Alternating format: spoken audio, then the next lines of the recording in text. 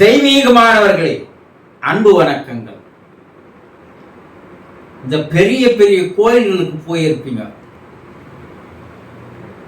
ராமேஸ்வரம் கோயில், தஞ்சாவூர் கோயில், திருவண்ணாமலை கோயில், சிதம்பரம் கோயில், இப்படி பெரிய பெரிய கோயில்கள். இந்த கோயில்களுக்கு ஆலயங்களுக்கு போறீங்க இல்லையா? ஆனா அந்த கோயில்கள் ஆலயங்கள் எதற்காக சித்தர் பெருமக்களால் கட்டி வைக்கப்பட்டது என்பதை பத்தி எப்பனா யோசனை செய்துக்கிறீங்களா? கிடையவே கிடையாது. அது ஒரு டூரு, ஒரு உல்லாச பயணம். எங்க போறது? நான் தஞ்சாவூர் கோயில பார்த்துட்டு வந்தோம்பா, என்ன அருமையா தெரியுமா? அடுத்த நிமிடம் அதை என்ன பண்ணிடுறேன், மறந்து போறேன். நான் ராமேஸ்வரம் கோயிலுக்கு போனம்பா, நான் பிரம்மாண்டமான மண்டபம்பா, எவ்வளவு ஜனம் வராங்கப்பா சொல்றீங்க. ஆனா இந்த கோயில்களும் ஆலயங்களும் எதற்காக கட்டி வைக்கப்பட்டது அது யாருமே தெரிஞ்சுக்க மாட்டேன்றீங்களே. அது தெரிந்தாலே உங்களுடைய வாழ்க்கை தெளிவாகிடும். நீங்க ஒரு ஞானி ஆகிடுவீங்க. வேற ஒண்ணுமே தேவையில்லை. கோயில்களுக்கு போறீங்களா? இந்த கோயில்கள் ஆலயங்கள் என்பது கோயில், இறைவன் வசிக்கக்கூடிய இடம் தான் கோவில். கோனா இறைவன் பேரு, இல்லைன்னா இல்லம். இறைவன் வசிக்கக்கூடிய இல்லம் தான் அந்த கோவில். ஆலயம் என்னன்னா ஆன்மாவானது லயமாகுகின்ற, ஆன்மாவானது அமைதியாகுகின்ற இடத்திற்கு பெயர் தான் ஆலயம். அந்த இறைவன் எங்க வசிக்கிறான்?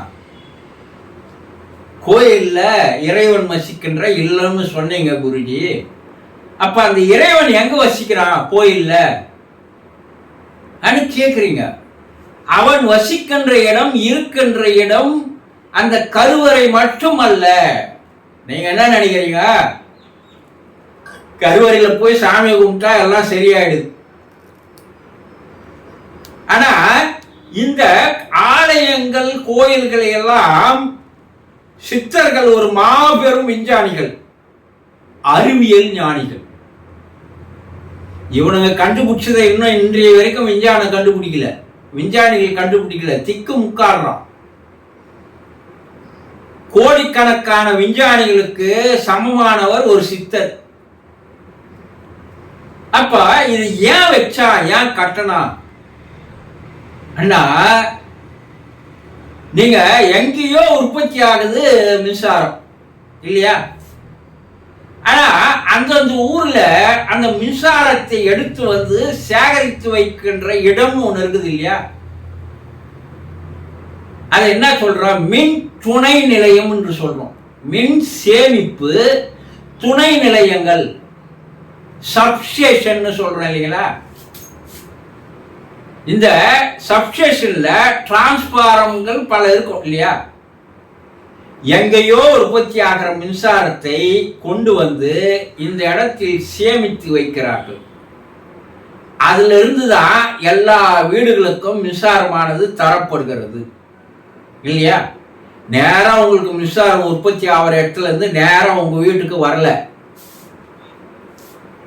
இந்த சிஸ்டம் நீங்க முதல்ல தெளிவா, எங்கேயா மின்சாரம் உற்பத்தி ஆகுது, அங்க எப்படி அது சேமிக்க வைக்கப்படுகிறது, அங்கிருந்து எப்படி நம்முடைய ஊர்ல இருக்கிற அந்த சப்ஸ்டேஷன்களுக்கு வந்து சேர்கிறது, அது எப்படி நம்முடைய வீட்டுங்களுக்கு மின்சாரமா வருது, இதை மட்டும் நீங்க தெளிவா தெரிஞ்சுக்கினீங்கன்னா இறைவனை பற்றி நீங்க முழுமையா புரிஞ்சுக்கினீங்கன்னு அர்த்தம்.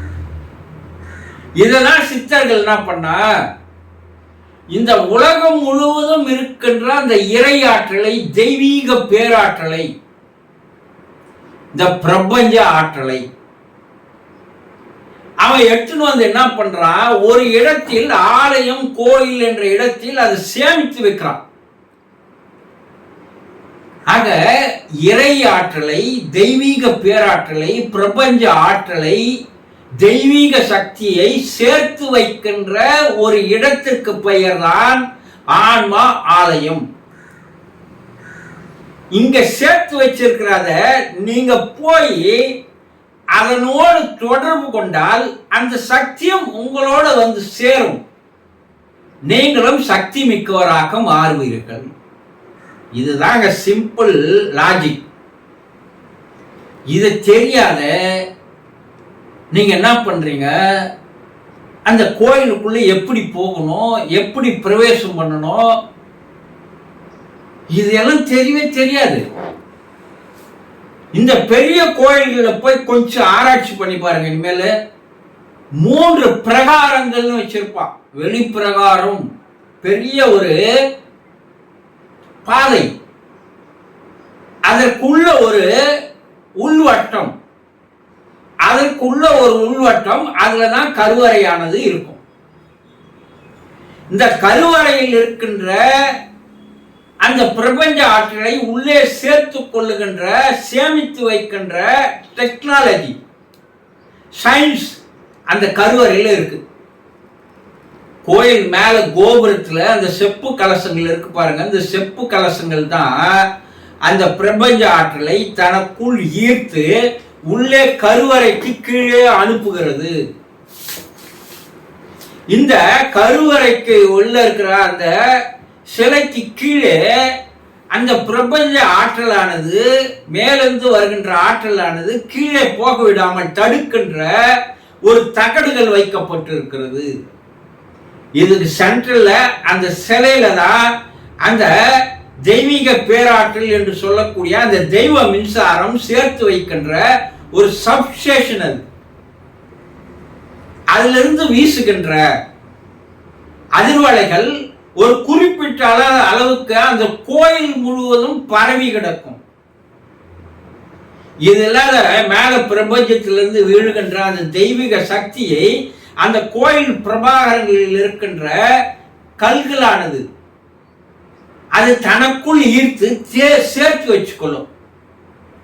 இப்ப நீங்க வெளியே இருந்து உள்ள வரீங்க, அமைதியான மனசோட உள்ள வரீங்க, 1000 விதமான எண்ணங்கள் உங்க மனசுல ஓடிக்கொண்டே இருக்கிறது, தறிக்கட்டு ஓடுது. கோயில் பிரகாரத்துக்கு வெளியே நீங்க இருக்கிற நேரம் உணர்ச்சி வயப்பட்ட நிலையில் இருக்கிறீர்கள். இதுதான் பீட்டா வேவ்ஸ்னு ஆங்கிலம் சொல்லுது, விஞ்ஞானம் சொல்லுது. பீட்டா வேவ்னா என்ன, கண்டெல்லாம் நினைச்சுன்னு வருது. உன் மனசு ஏற்கனவே ரொம்பி வழியுது.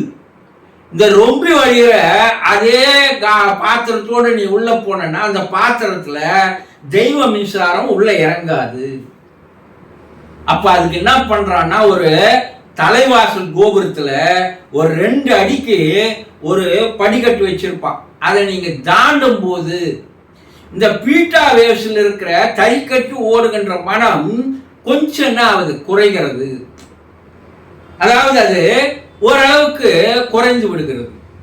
இந்த முதல் பிரகாரத்தை நீ சுற்றி வரும்போது உன் மனம் என்ன போகுது, 1000 எண்ணங்களை எண்ணி இருந்த அந்த மனமானது 500 எண்ணங்களாக மாறுகிறது.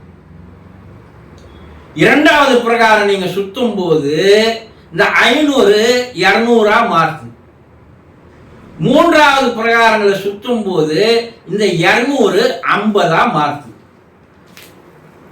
கருவறையாண்ட போய் நீங்க நிற்கும் போது அந்த 50 0 மாறுகிறது.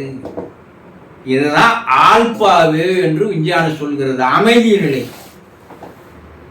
மனம் அமைதியாக ஆகின்ற ஒரு டெக்னாலஜி, ஒரு சயின்ஸை தான் அந்த கோயிலுக்குள்ள வச்சிருக்கிறோம்.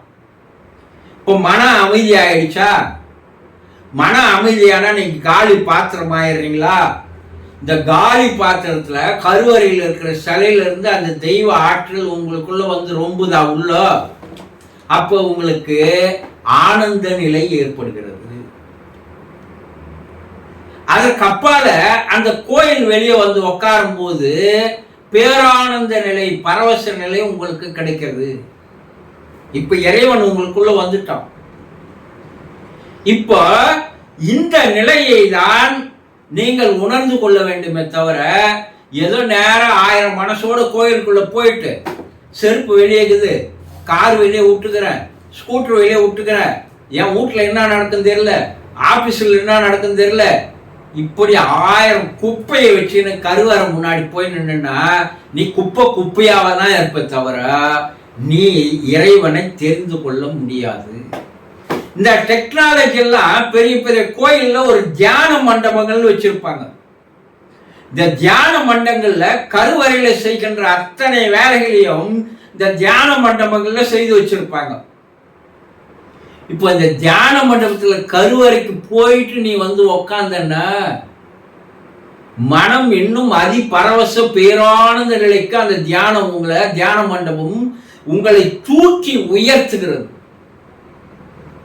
ஏதோ முட்டாள்தனமா தியான மண்டபங்கள்ல அதிகமான சூட்சுமங்கள் இருக்கு, ரகசியங்கள் இருக்கு. நீங்க அந்த தியான மண்டபங்களே போக மாட்டேன்றீங்க. கருவறைக்கு போறீங்களே தவிர ஏதோ ஒரு சடங்காக, வேடிக்கை பொருளாக, கேளிக்கையாக இறைவனை பார்க்கிறீங்களே தவிர வேற எதையும் நீங்க கத்துக்கல. கோடிக்கணக்கான பேர் கோயிலுக்கு போனாலும் அதை புரிந்து கொள்ளுகின்றவர்கள் என்று 10 பேர் தான் இருப்பான்.